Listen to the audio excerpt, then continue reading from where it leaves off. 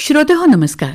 ऐसी अक्षरे रसिके या कार्यक्रमामध्ये पुस्तकं कालची आजची या मालेमध्ये गणेश मतकरी आज आपल्याला ओळख करून देतायत माझे संगीत या पुस्तकाची. माझे संगीत हे तसं जुनं पुस्तक आहे, पण आपल्याकडल्या चित्रपट आणि संगीत विषयक पुस्तकांमध्ये त्याचं स्थान खूप वरचं म्हणावं लागेल. आत्मकथनात्मक पुस्तकांचं नेहमी महत्त्व असतं, पण जी क्षेत्र पाहणं सर्वसामान्य माणसाला सहज शक्य होत नाही आणि ज्या क्षेत्रांबद्दल त्याच्या मनात कायमच कुतूहल असतं, अशा क्षेत्रांबद्दल कोणी लिहिलं तर ते वाचण्याची इच्छा प्रत्येकाच्या मनात असते. या पुस्तकांचं आणखी एक महत्त्व म्हणजे जर सांगणारा पुरेसा निरपेक्ष असेल तर ती एक प्रकारे इतिहासाची नोंद देखील असते.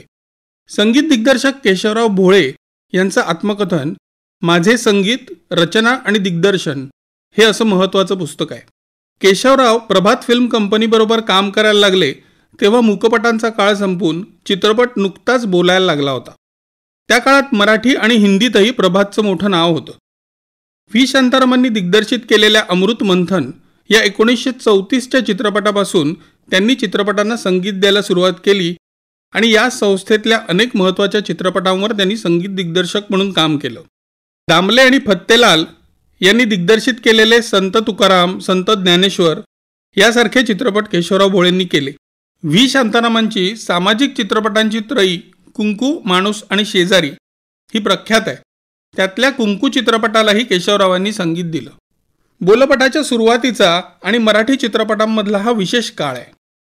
केशवरावांनी आपल्या कथनात तो मांडल्याने चित्रपट अभ्यासक आणि रसिक या सर्वांसाठीच हे लेखन फार उद्बोधक झालंय.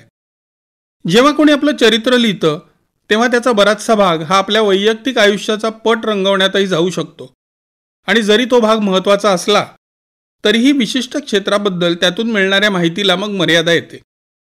केशवरावांचं पुस्तक जरी आत्मकथनात्मक असलं तरी ते त्यांच्या कामाबद्दल असल्याने संपूर्णपणे या क्षेत्राशी आणि विशेष करून प्रभातशी जोडलेलं राहतं.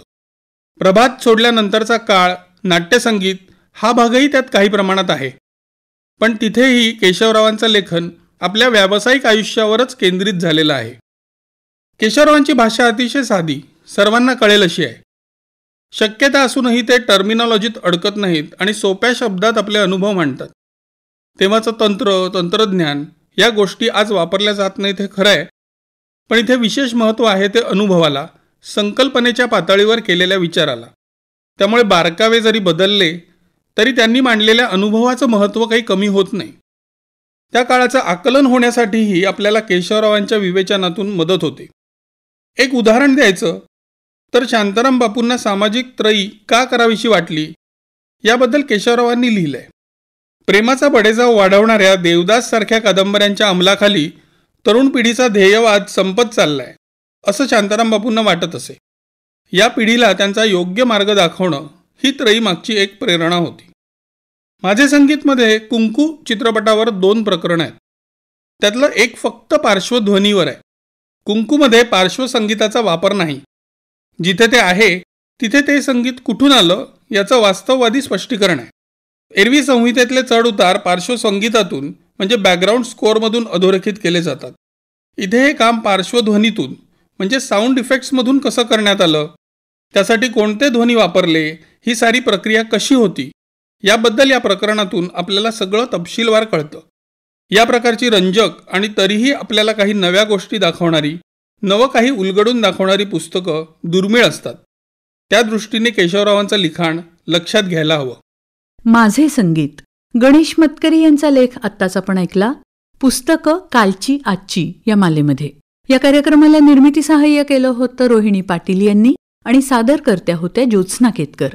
आणि याचबरोबर ऐसी अक्षरे रसिके हा कार्यक्रम संपला. पुन्हा भेटूया उद्याच्या भागात. नमस्कार.